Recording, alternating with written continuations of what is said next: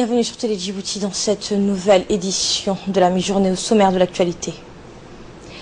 Un sommet préparatif du premier sommet de la MISOM, un sommet donc est prévu pour demain qui a pour but d'enclencher un processus de renforcement de l'action de la MISOM. Mais en Syrie, entrée en vigueur de l'accord de cessation des hostilités, éléments de réponse dans ce journal. Voilà pour le sommaire, merci de nous accueillir chez vous. Le président de la République, Ismaël Omar Guelleh, a reçu aujourd'hui au palais présidentiel son homologue somalien, Hassan Sheikh Mohamud, en séjour de travail à Djibouti, où il prend part aux travaux du premier sommet des chefs d'État et de gouvernement des pays contributeurs de la mission africaine en Somalie. Hassan Sheikh Mohamud a été accueilli à sa descente d'avion ce matin par le ministre de l'Énergie, Ali Yaroub, l'ambassadeur de Somalie en poste à Djibouti et des hauts responsables. Il s'est rendu immédiatement après au palais présidentiel pour son entrevue avec le chef de l'État. Les deux présidents, Ismaël Omar Guelleh et Hassan Sheikh Mohamud, prendront part au sommet sur des pays contributeurs ayant dépêché les forces de maintien de la paix en Somalie sous mandat de l'ONU, la MISOM. Les relations d'amitié et de coopération entre les deux pays et les deux peuples frères et voisins, les thèmes à l'ordre du jour du premier sommet de la MISOM, ainsi que les mécanismes à prévoir en vue d'un impact effectif et durable des mesures qui seront dans le cadre du premier sommet de la MISOM ont été évoquées au cours de cette audience. Le président de la République a ensuite profité de cette occasion pour formuler ses condoléances les plus attristées à son homologue somalien dans le pays. Précisément, la capitale, Mogadiscio, a été victime hier soir d'une attaque terroriste ayant causé la mort de 11 personnes. Le chef de l'État djiboutien, qui a condamné cet acte barbare et criminel, a réitéré au président somalien la solidarité du peuple et du gouvernement de Djibouti à la nation sœur somalienne dans son combat légitime contre le terrorisme. À l'issue de ses entretiens avec le président Guelleh, le chef de l'État somalien a indiqué à la presse nationale que le premier sommet de l'AMISOM à valeur de plateforme d'échange entre les principaux dirigeants des pays contributeurs de troupes en Somalie. Le but ultime visé à travers l'organisation de ce sommet est celui d'enclencher un processus de renforcement de l'action de la MISOM sur le terrain, a déclaré le président somalien. Ce sommet, selon lui, mettra en lumière les difficultés que les forces de la MISOM rencontrent sur le terrain en Somalie et déclinera les grandes lignes des stratégies à entériner en vue d'une plus grande efficience dans les objectifs de stabilisation et de sécurisation, a-t-il poursuivi. Je reste persuadé que l'échange d'informations, d'expériences et d'expertise entre les différents pays engagés sur le sol somalien contribuera à la réalisation rapide d'une amélioration de la situation sécuritaire de notre pays, a également affirmé Hassan Sheikh Mohamud. Assise de très haut niveau, le premier sommet de la MISOM est composé de deux phases. Une première phase dédiée à la réunion préalable des ministres de la Défense des pays membres de la MISOM, qui a d'ailleurs ouvert ses portes aujourd'hui, samedi, donc au palais du peuple. Une seconde phase qui équivaut à l'apogée de ce sommet et qui réunira dimanche, donc demain, au palais présidentiel de Djibouti, les chefs d'État et de gouvernement de pays membres de la MISOM. L'honneur d'abriter ce premier sommet de la MISOM échoua donc à la République de Djibouti. L'expertise inégalable du président djiboutien Ismaël Omar Guelleh en matière d'assimilation et de gestion de la problématique somalienne est à l'évidence à l'origine du choix d'organiser ce premier sommet de la MISOM dans notre pays. Et justement, une réunion ministérielle de haut niveau a été ouverte aujourd'hui.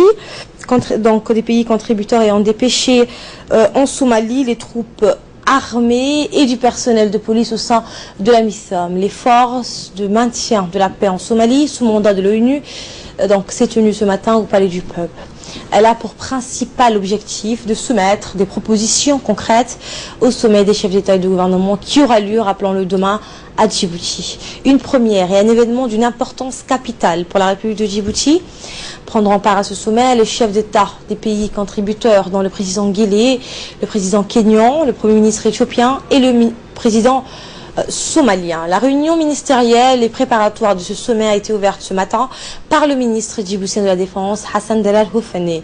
Elle a vu la participation du ministre des Affaires étrangères, Mohamed Ali Youssouf, de son homologue somalien, ainsi que les ministres de la Défense du Nigeria, du Burundi, de l'Éthiopie, de l'Ouganda et du Kenya. Les délégations ministérielles ont passé en revue la situation prévalant actuellement en Somalie, les voies et moyens de revitaliser la MISOM, renforcer l'armée et les forces de sécurité somaliennes.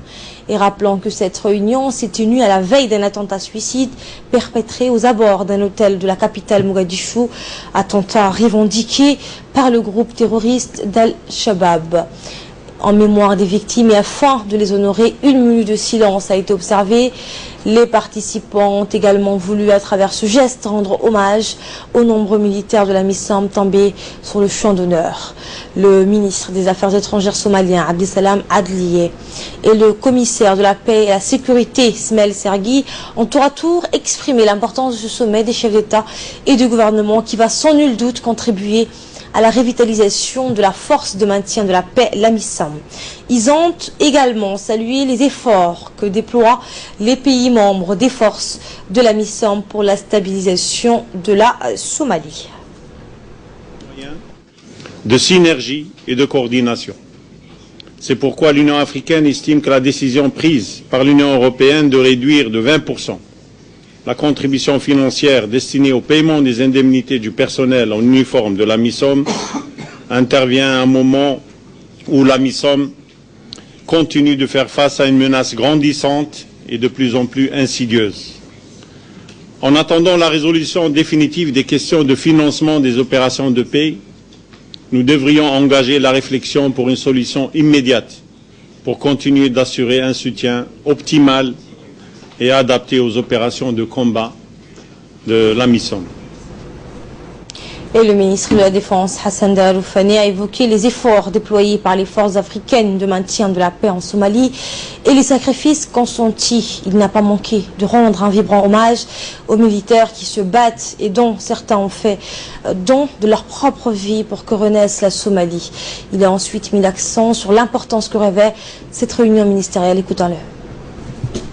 Ce sommet de chefs d'État, de troupes et de police en Somalie sera un sommet historique. C'est une initiative louable car c'est la première fois que les chefs d'État et de gouvernement se réunissent de manière formelle avec le chef d'État du principal pays concerné, à savoir la Somalie, pour faire le point de la situation de la MISOM et de la Somalie. Les actions de la MISOM ont déjà porté leurs fruits. Nous pouvons mesurer ensemble les progrès réalisés durant les années de présence de nos troupes en Somalie. Le déroulement dans un cadre pacifique du processus politique en cours en Somalie pour l'achèvement du fédéralisme dans l'optique des élections prévues au terme de cette année 2016 en est le principal témoin de réalisation de la MISOM. Si d'immenses progrès ont été réalisés sur le plan politique et sécuritaire, il y a lieu de constater qu'il reste encore du chemin pour préserver les acquis et ramener définitivement la paix en Somalie. Je voudrais dire aujourd'hui avec vigueur, Al-Shabaab n'est pas notre destin. Il faut donc vouloir et pouvoir éradiquer ce malheur qui fait tache dans notre région. La volonté politique et le sacrifice de nos peuples sont là comme l'atteste notre engagement sur ce théâtre d'opération malgré la complexité du conflit et les difficultés rencontrées au quotidien par nos soldats sur le terrain dans l'exercice de leur mission. Nous devons redoubler et conjuguer nos efforts pour éradiquer les terroristes d'Al-Shabaab et permettre à la Somalie de retrouver le chemin de la paix et du développement pour le bien-être de sa population. Au cours de la présente réunion ministérielle, nous devons préparer des propositions concrètes au sommet des chefs d'État et de gouvernement pour revitaliser la MISOM et renforcer l'armée nationale et les forces de sécurité somaliennes sur la base des conclusions de la 17e réunion du comité de coordination des opérations militaires qui s'est tenue le 8 février à Nairobi. La MISOM est la première expérience africaine de maintien de la paix dans un pays africain.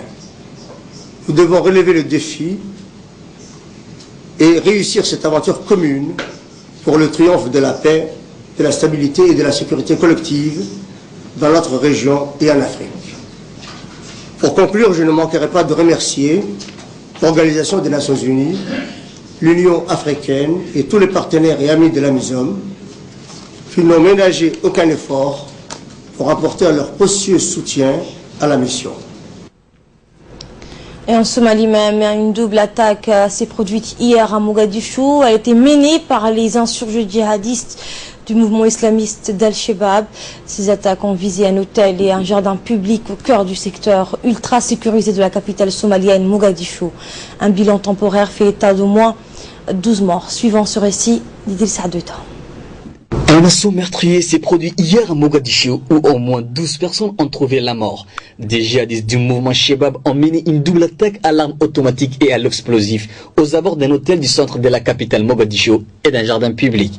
Un responsable de la police somalienne, Ibrahim Mohamed, a déclaré avoir vu au moins 12 civils tués, mais leur nombre pourrait être bien plus élevé, a-t-il ajouté. Les djihadistes du mouvement Shabab ont immédiatement revendiqué l'attaque. Selon eux, l'attaque a débuté par un attentat suicide et une fusillade s'en est suivie, a déclaré les groupes dans un bref communiqué posté sur Internet. La double attaque s'est produite près de l'enceinte ultra sécurisée de la Villa Somalia, complexe fortifié abritant la présidence somalienne et les bureaux du Premier ministre. Rappelant qu'une attaque similaire s'est produite il y a une année de cela en janvier 2015 et avait fait 5 morts. Les Shabab mènent ce type d'opération depuis quelques mois, lançant un véhicule piégé contre l'enceinte d'un hôtel avant d'y faire pénétrer un commando armé pour abattre la clientèle et les personnels à l'intérieur. Confrontés aux forces de l'Union africaine en Somalie déployées en 2007, les Shabab ont été chassés de Mogadiscio en août 2011, mais mènent ce genre d'attentat suicide. Toujours nouvelle du pays, le ministre de l'Habitat, de l'Urbanisme et de l'Environnement, Mohamed Moussa Balala, s'est rendu hier matin à Hanlé, dans la région de Dikil.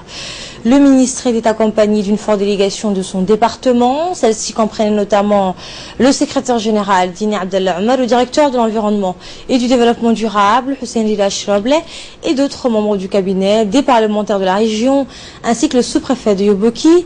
Le ministre et sa suite a visité dans un premier temps les 2 grands centres d'élevage et d'agriculture vivrière ou fermes agro-pastorales de Kori Kouma et de l'Ilias Bouli, accueillis par les éleveurs et membres de la coopérative de Hanlé. L'objectif du déplacement du ministre visait à prendre contact avec les éleveurs, le président et membres de la coopérative de Hanlé afin de présenter un projet d'adaptation au changement climatique qui sera réalisé par son département. Ce projet permettra notamment de réaliser la création d'un nouveau forage à Kori Kouma, la réhabilitation des canalisations du périmètre agricole de cette même localité. Le périmètre agricole, la protection des jardins contre les inondations, le reboisement avec des espaces locaux, ainsi que des travaux de conservation des eaux et du sol. Après la visite des 2 périmètres agro-pastoraux, le ministre s'est entretenu avec les éleveurs et membres de la coopérative, ainsi que les locales de la localité de Hanlé. Qu'on appelle en langue commune à la phare Adaito. Cette espèce n'a pas disparu. Et vous avez déjà les semences qui sont disponibles. Actuellement dans la pépinière, des centaines de plants sont déjà disponibles. Autrement, il est aussi possible de faire la multiplication végétative de cette espèce. Aujourd'hui, avec les changements climatiques, il y a eu une très grande modification.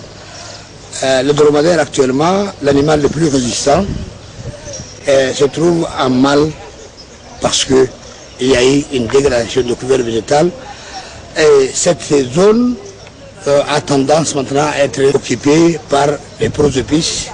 Notre réaction, nous voulons agir qui signifie l'aménagement des terrains. Les habitants des 2 localités d'Ardo et de Bonkoualé ont organisé hier une marche de soutien en faveur de la reconduction du chef de l'État sortant Ismaël Omar Guelleh et de sa réélection le 8 avril prochain.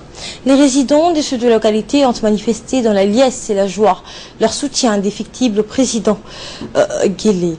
La marche fut ouverte par le secrétaire d'État à la jeunesse et au sport, Badoul Hassan Badoul.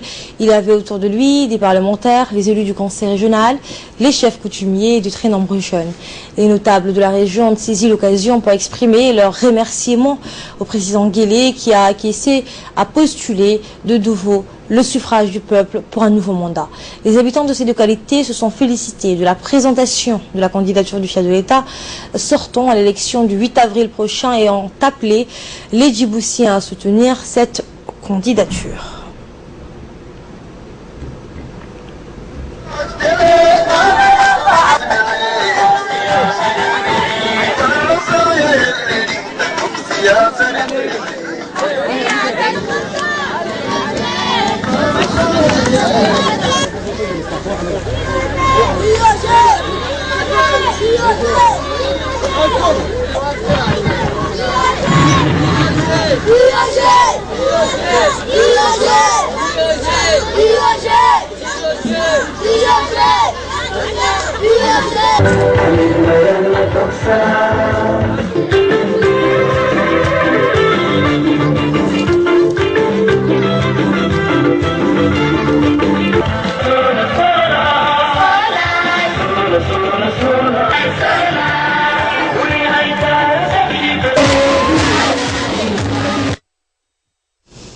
Non à la drogue, oui au sport, telle a été la devise d'un tournoi de football organisé par les volontaires de l'association dite de solidarité, d'éveil et du progrès, basée au quartier 6. C'est un tournoi marqué par la forte participation des jeunes footballeurs issus de ce quartier, et ce, durant la dernière semaine des vacances scolaires. La finale qui s'est déroulée hier à l'école primaire de quartier 6 a été remportée par l'équipe de Bafana. L'objectif de ce tournoi vise à sensibiliser les jeunes écoliers à ne pas s'adonner aux cats, mais à la place de pratiquer le sport. L'association très active, quartier 6, se montre donc comme un modèle en sensibilisant les jeunes à ne pas baisser les bras en dépit d'un premier échec scolaire principalement dû aux effets néfastes des drogues, pour combler le temps et d'autres drogues qui pourraient avoir des effets négatifs sur leur scolarité et sur leur santé. Autre marque symbolique de ce tournoi était la présence des maires de ce quartier qui brandissaient des pancartes témoignant de leur soutien indéfectible à leur président et candidat aux prochaines élections présidentielles prévues le 8 avril prochain. Ces maires présentes ont toutes affirmé que leurs jeunes filles et filles voient un avenir radieux avec le candidat de l'UMP, Ismaël Omar Guelleh. On les écoute. Et une conférence débat sous le thème « La mission des jeunes dans le développement durable » s'est tenue ce matin dans les locaux de l'ONG Bendel Jizit. Cette conférence débat d'une journée a regroupé plusieurs associations des jeunes de la commune de Bel'as. Ils sont issus du quartier 1, 2, 3, Al-Hiba et Bel'as. Les jeunes ont notamment débattu de toutes les questions relatives à leur épanouissement éducatif, culturel, sportif et tout ce qui peut le dévier par des espoirs d'un échec scolaire ou de problématiques, le chômage notamment, la délinquance, la déviance vers les drogues. Les organisateurs de cette rencontre, Liban Idriss Abdillahi et Abdelkader Aboubakar Hamad, ont animé cette conférence à débat. Passons à présent à l'actualité nationale et internationale. En Syrie, l'accord des cessations des hostilités en Syrie est entré en vigueur hier soir à minuit et semble tenir. Idriss Abdelkader nous en dit plus. L'accord sur la cessation des hostilités en Syrie entre les régimes et les rebelles a pris effet hier soir à minuit. Il s'agit de la première trêve de cette ampleur dans cette guerre qui a fait plus de 270 morts depuis mars 2011. À New York, le Conseil de sécurité des Nations Unies a appelé à l'unanimité l'ensemble des partis impliqués dans le conflit à respecter les termes de l'accord et à prier le gouvernement et l'opposition de revenir à la table des négociations. Quelques instants auparavant, l'émissaire des Nations Unies en Syrie, Stéphane de Mistura, a prévenu les 15 membres du Conseil de sécurité qu'il entendait rouvrir les pourparlers de paix le 7 mars à condition que l'accord sur la cessation des hostilités soit globalement respecté. Il a également réclamé depuis Genève l'intensification de la distribution de l'aide humanitaire sur le terrain. La trêve est censée favoriser un règlement politique de la guerre. L'émissaire de l'ONU pour la Syrie, Stéphane de Mistura, a annoncé son intention de convoquer des discussions intersyriennes le lundi 7 mars à condition que la cessation des hostilités tienne globalement et que l'accès humanitaire soit maintenu. Et aux États-Unis, la bataille pour les primaires se poursuit et promet de durer encore tant chez les républicains que chez les démocrates.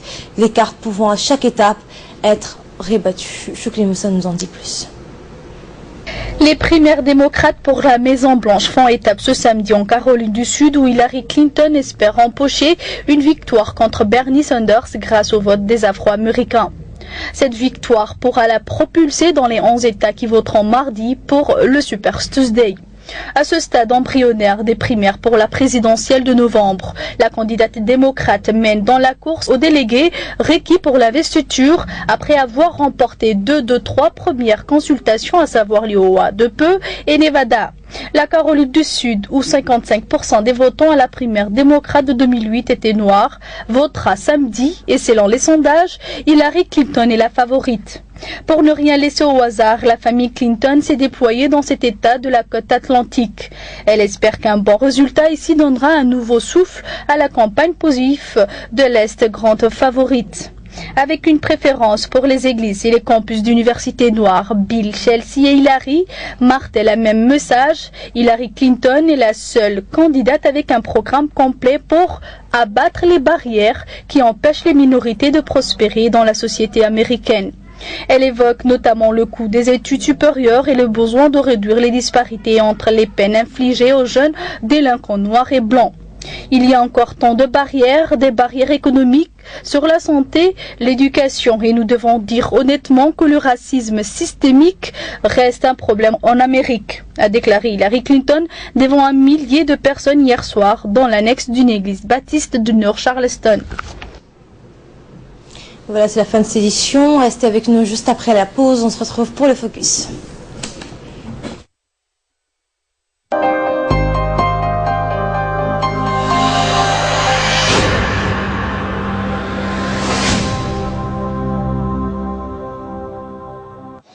Hey, comme tu me vois, je suis aussi stylé que ma télé. En mode Playboy, qualité, beauté numérique. J'ai toutes les chaînes pour bien en société.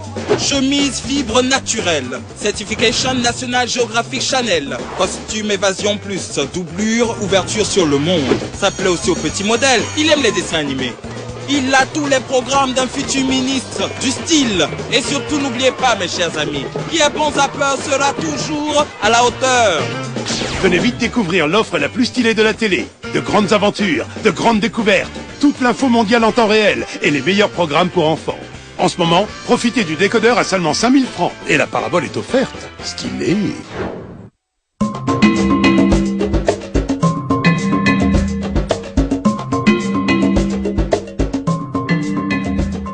Océania est un complexe d'appart-hôtels, idéalement situé à mi-chemin entre l'aéroport international d'Ambouli et la ville de Djibouti. Il offre des espaces généreux ainsi qu'un confort et des équipements modernes. Conçu aussi bien pour des séjours de longue que de moyenne durée, il répondra aux exigences d'une clientèle internationale à la recherche d'un logement de qualité avec un service irréprochable.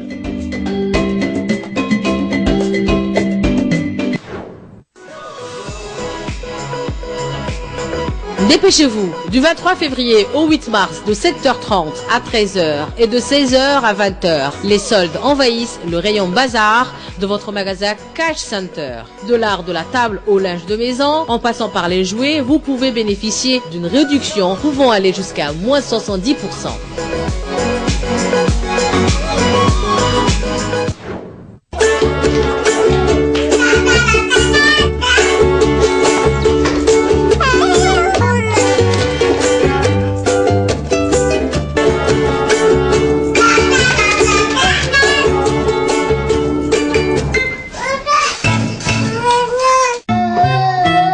Pour une croissance saine de vos enfants, choisissez le lait Modilac, enrichi aux vitamines et en fer.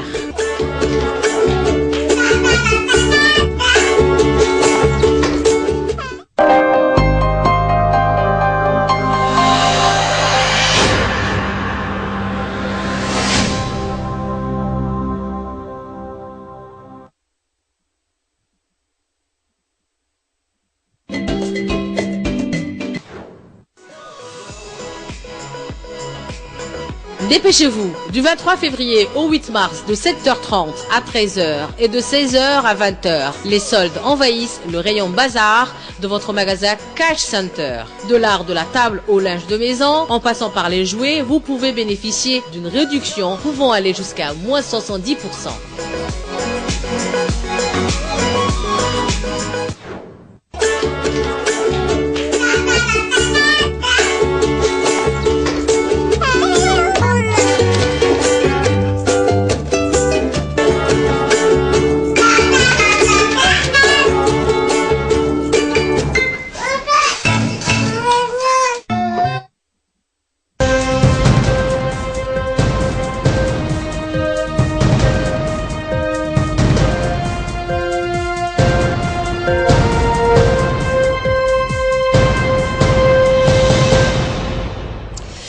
Place maintenant au focus. Ali Abdellah me rejoint. Bonjour Ali. Bonjour. Alors on fait avec vous dans ce focus les raisons de la visite du président somalien avec son homologue djiboutien.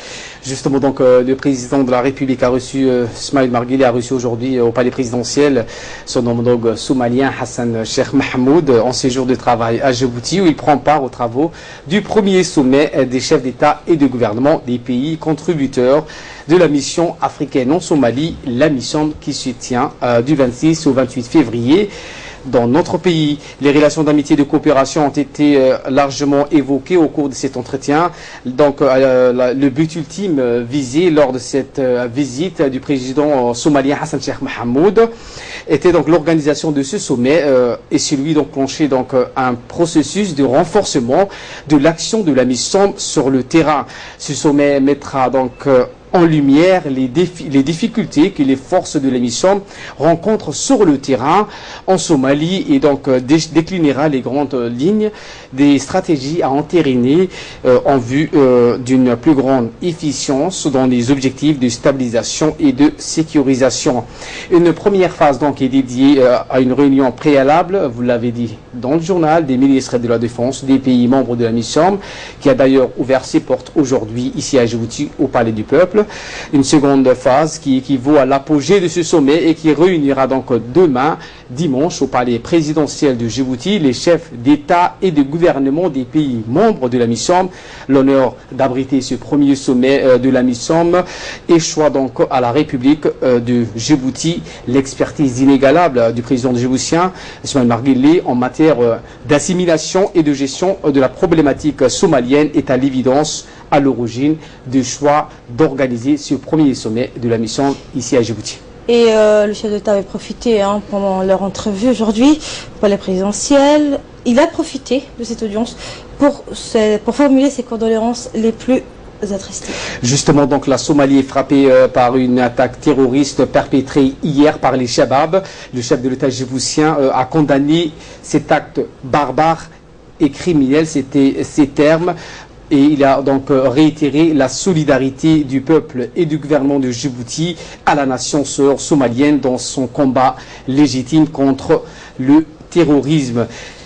Et donc, justement, en Somalie, oui, les attaques s'intensifient.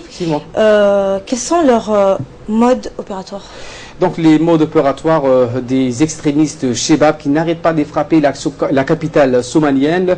Les Shabab ont mené ces derniers mois donc des opérations avec un mode opératoire récurrent, un véhicule piégé et lancé à vive allure contre l'enceinte souvent fortifié d'un hôtel par un chauffeur kamikaze, puis un commando pénètre à l'intérieur de l'établissement pour donc abattre la clientèle et le personnel. Le 1er novembre dernier, une douzaine de personnes avaient été donc tuées dans l'attaque menée à l'aube par les Shabab de l'hôtel Sahafi, situé au centre de Mogadiscio et fréquenté par des parlementaires, des fonctionnaires et d'hommes d'affaires qui sont tout le temps la proie des ennemis de l'État somalien, c'est-à-dire les extrémistes Shabab. Et toujours dans le continent Ali, le second tour au Nigeria où Mamadou Issoufou affrontera Hama Amadou. C'est donc le second tour. Le second tour, justement, il n'aura pas donc réussi son pari d'être réélu dès le premier tour de l'élection présidentielle au Niger. Mamadou Issoufou, vous l'avez dit, est crédité de près de 48% des suffrages selon des résultats publiés hier par la Commission électorale nationale indépendante, le CENI. Le chef de l'État sortant donc affrontera donc au second tour son principal adversaire, un certain Amadou, le camp du président Issoufou qui s'était promis d'être réélu dès le premier tour, comptait pourtant sur l'arrivée des résultats dans son fief électoral de Taouya à l'ouest du Niger, ainsi que ceux d'Agadez, les deux plus grands fiefs de ce partisan de Issoufou, si au nord du pays, pour réaliser ainsi donc l'objectif du second tour. Et la réaction de l'opposition alors? N'a pas tardé donc la réaction de l'opposition qui a accusé le pouvoir de fraude et annoncé qu'elle ne reconnaîtra pas les résultats. La coalition des partis d'opposition, la COPA 2016, a notamment déclaré dans un communiqué qu'elle se réserve le droit de rejeter l'intégralité des résultats grotesques tels que fabriqués et diffusés par la CENI entre guillemets. Et on finit en Syrie où l'accord de cessation des hostilités dans le pays est entré en vigueur hier soir à minuit et semble tenir. Un accord très attendu par le monde et les pays arabes, l'accord sur la cessation des hostilités en Syrie a pris donc effet vendredi à minuit, heure locale. Le texte élaboré par Washington et Moscou, les deux plus grands pays qui sont présents sur le sol syrien pour combattre l'État islamique, ont exclu donc de son champ d'application le front Al-Nosra, qui est émanation syrienne d'Al-Qaïda et l'organisation État islamique. La Russie donc a d'ailleurs prévenu qu'elle ne cesserait pas ses opérations contre ces deux groupes. À New York, le Conseil de sécurité des Nations Unies a appelé à l'unanimité ensemble des parties impliquées dans le conflit et à respecter les termes de l'accord et a prié le gouvernement et l'opposition de revenir à la table des négociations alors que la situation humanitaire dégrade dans ce pays au fur et à mesure. Merci Ali pour cette analyse. Merci à vous de nous avoir suivis. Sachez que ce soir, pour l'information, vous retrouverez Ahmed Hamed et Negat Fouad. Et nous, on vous donne rendez-vous demain à la même heure, à la même place.